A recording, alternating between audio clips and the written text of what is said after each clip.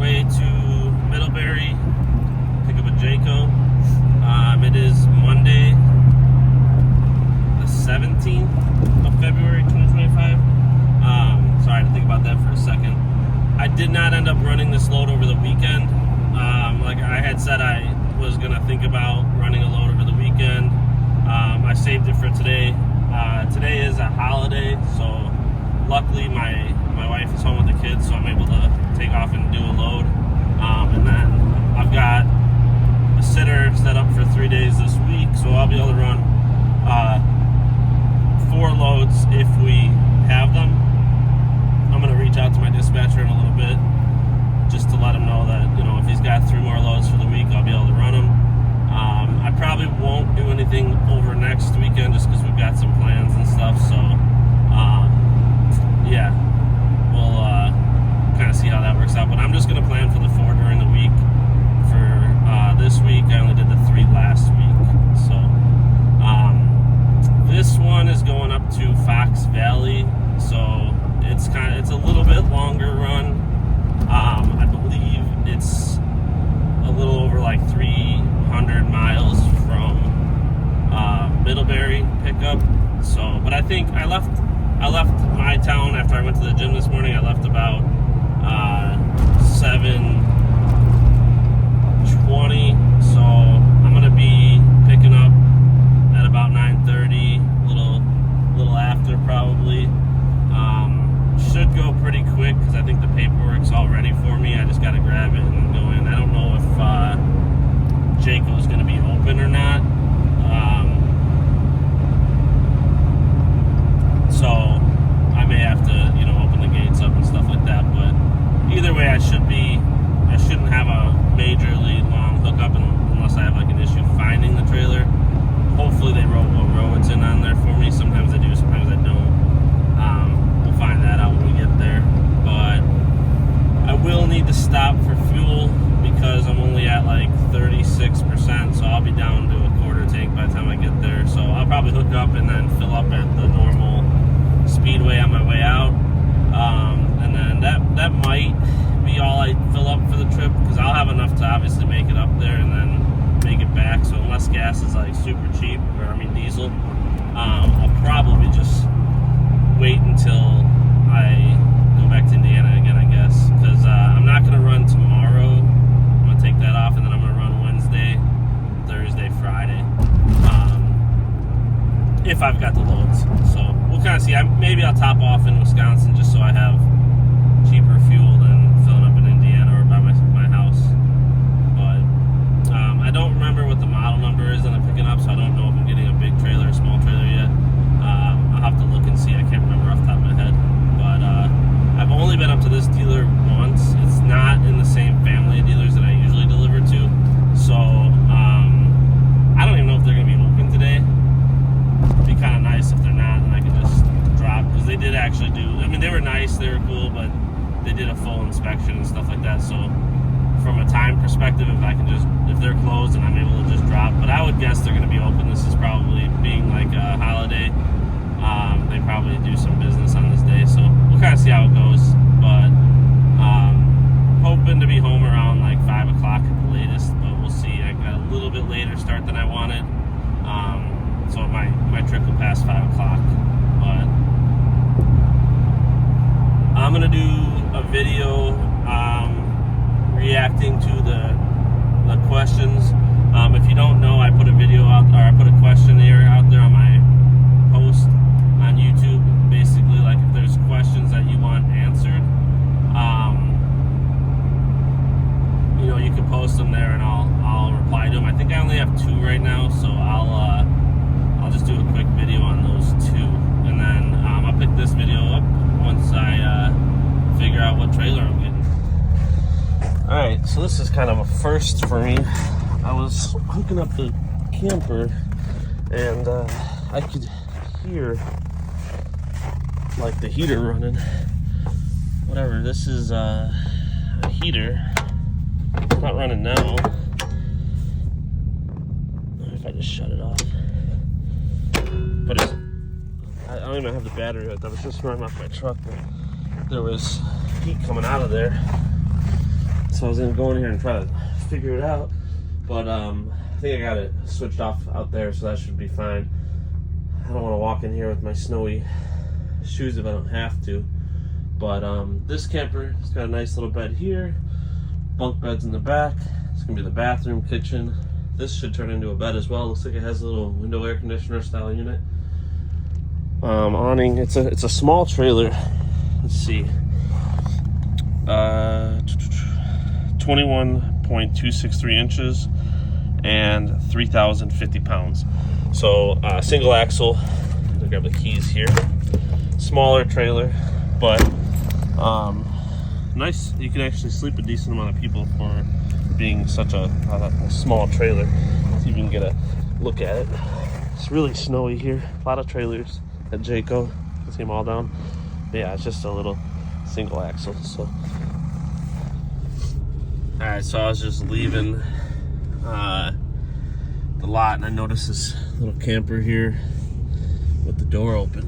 I'm gonna close it up. Looks like some snow got inside, but there's a carpet down, so hopefully no damage. Looks like it just blew open. Not good. My luck, that'll probably be one I pull.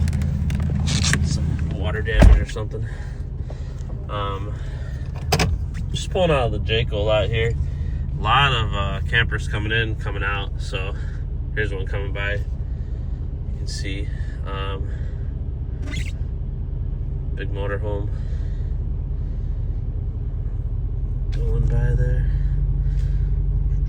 But yeah, you can. There's a lot of these smaller ones like I'm pulling today. Sorry, zoomed in, but you won't be able to see a whole lot because I'm at the front of the lot still. But you can at least look down the aisles and see there's a lot of opportunity here to pull some stuff. Yeah, this one's sitting low to the ground. I wish, I don't know why, but when they unhook them, they leave the jack so low. I wish that they would leave them raised up, because I always have to, especially at Jayco, I always have to back up and get out and raise up the jack and then unhook it, or back up my truck and correct it. So I wish that they would raise them up when they drop them, but I'm guessing that would take them more time. But it's kind of a pain, especially like today. It was super snowy. You can see there's a lot of snow out there. They probably got close to a foot of snow here, and I was not expecting that. That's more than I got by my house. And I just have my gym shoes on and had snow up to the top of my shoes. I should have worn some boots, but sorry, I got the heat cranking on my feet because they're freezing now. But all right, I gotta get out of here. We're headed to Fox Valley with this trailer. All right, I got that travel trailer dropped off up in Appleton, Wisconsin. Got about a 3-hour drive back home. Should be home around 6 p.m. Terrible gas mileage. It's just been windy, but like not like 50 mile an hour gust windy, but I think it was like 30 mile an hour pretty steadily. But it must have been hitting the truck just right, where I just was not getting good miles per gallon, because I ended up, I think, like 9.8 miles per gallon, and I only had like a 22-foot trailer on, so I think it only weighed a little over 3,000 pounds. So the wind must have just been grabbing just right. But even my deadhead right now, I'm getting like 14 miles a gallon, so I think it's just a windy day. But it was kind of cool that they actually let me pull the camper into their service area, because it's like feel like temp like -25 out right now, or yeah, feel like -25 with the wind chill. So because I had pulled up and I was just about to start unhooking and stuff, and guy came out, he's like, hold on, he's like, I'm gonna open this door up over here, you can go ahead and pull it in. I'm like, wow, that was really nice. So then it's a good group of people up there. They this is the second time I've been up there. They just do a quick walk around and sign off on it. But it was nice to be able to do it in the heated shop, get it all unhooked and not freeze trying to get it done. So, and then you're not standing in a foot of snow, which is nice because they got like almost a foot up there in Appleton on Saturday, so it would have been kind of rough in the wind and cold and snow getting it unhooked. So it was really nice of them to do that. I'm not sure what the week's gonna look like. Because I reached out to get some more loads, and my dispatcher said he'll let me know if he gets anything. So I'm guessing right now there's a possibility that we just don't have any work. So I was planning on taking tomorrow off anyway, because I'm gonna take my truck in to get the seat looked at. If you watched my previous video, I think it was from Friday last week, my seat, the stitching started coming apart. So I think it was just like a defect of sorts. I'm hoping that it's quicker. He said he only needs about 4 hours. He said he's probably going to take the seat out, stitch it up, but that was just like talking to him on the phone. I don't think he's actually going to have to take the seat out because it's like on the top. I think he thinks it's on like the side bolster. So I'm hoping when he looks at it, it'll be a little bit quicker, but I'm going to drop it off tomorrow. It's right next, it's a town over from where I'm at, so it should be nice and close. I think he said anywhere from like $200 to $250. I thought that was fair to fix the stitching. So I am going to inquire. The seat's fine, but like the cushion is a little bit worn on the side, like the bolster where you slide in and out. It's not tearing, but like the cushion itself is a little bit like smashed down. It doesn't need to be anything done with it, but I'm just going to ask him what he thinks about like replacing that cushion, what the cost would be in time frame and stuff like that, just so I know. I don't know that unless he can do it for, without adding a bunch of time and he has everything, then maybe I'll have him do it tomorrow. But I don't want to be without a truck for like a week or whatever while we're waiting on a seat cushion or something. So like I said, the leather itself is not ripped at all. It's just a little bit smushed down from getting in and out. So maybe a little bit of support missing there. But for sure I want to get that stitching tightened up so that it doesn't create like a hole. So like I said, I'll do that tomorrow. That'll go into factoring costs for maintenance on the truck.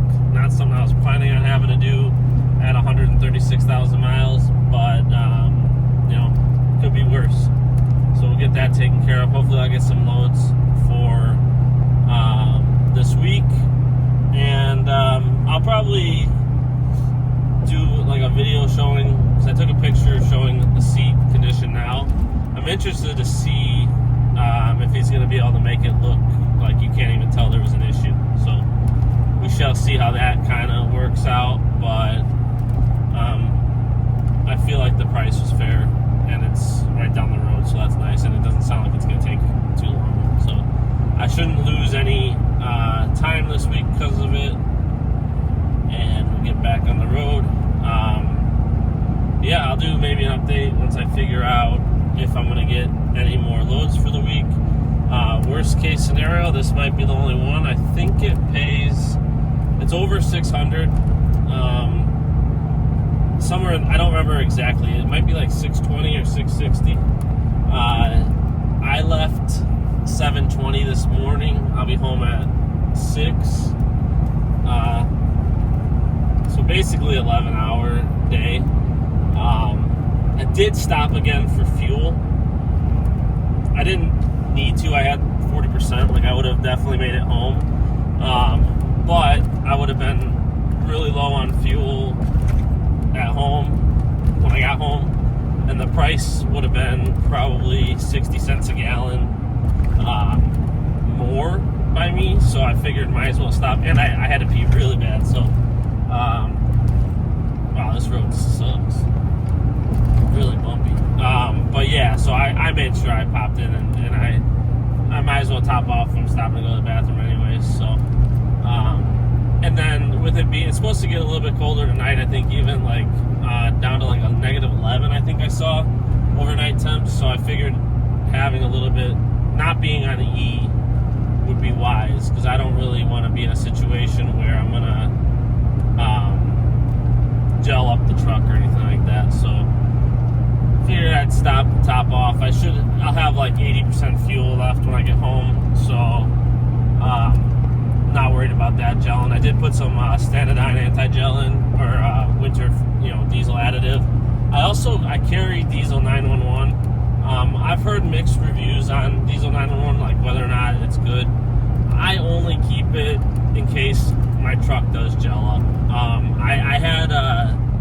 I've had 2 trucks gel in my lifetime of ownership of diesels. One was way back, like 2012, I think. I had a 2008 F350, and I want to say it was like negative 17 real temp. I don't remember what the feel like was, but I gelled up going down the highway. I ended up having to have that truck towed to a dealership to change out the fuel filters and stuff like that. So the other time I bought a brand new, at the time it was a 2022 Ram 1500 with the EcoDiesel, and again it was negative 17 out, but that gelled at my house. I was actually lucky. It wouldn't start, like it wouldn't move at all, whereas my other Ford at the time started. I got down the highway, and then I ended up, it died out like 20 miles from my house. So I was able to go get the Diesel 911 when I had the Ram, dump it in, let it warm up outside a little bit, like a couple days later. I think I let it sit for like 2 days, and then I finally started it up, and it was good. And this road is rough. But so now, ever since then, I keep the Diesel 911 with me just in case I need it. I recommend that, especially if you're like doing RV transport or hot shot and you're going to be out operating in the cold temperatures. I think it's smart to just, I run the diesel winter additive at every tank. Even when it's like 40 degrees, I like to run, even in the summertime, I run like the summer additive. But when it's winter like this, I run with the winter treatment. So like I just switched to Standardine. I think I was using an OptiLube prior to this. Wow, this road is really, really bad. But I switched to the Standardine because the OptiLube, I needed to use like 2 bottles to really give it the treatment that my 48-gallon tank needs. Whereas like the Standardine bottle is a lot larger, and I can just dump one in. So I don't know if it actually does much. Like I know a lot of people say it's just snake oil, but I feel better when I use it, so I'll probably continue to use diesel treatment.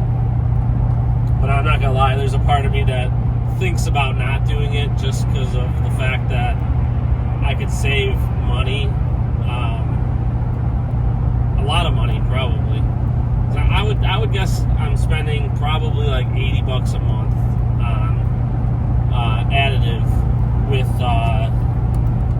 the amount of driving I'm doing with RV transport. So there's a part of me that's thinking about maybe not doing it unless it's like really cold out. So I gotta think about that. Maybe leave that in the comments. Do you guys use a diesel fuel additive, or do you think it's snake oil, or do you only use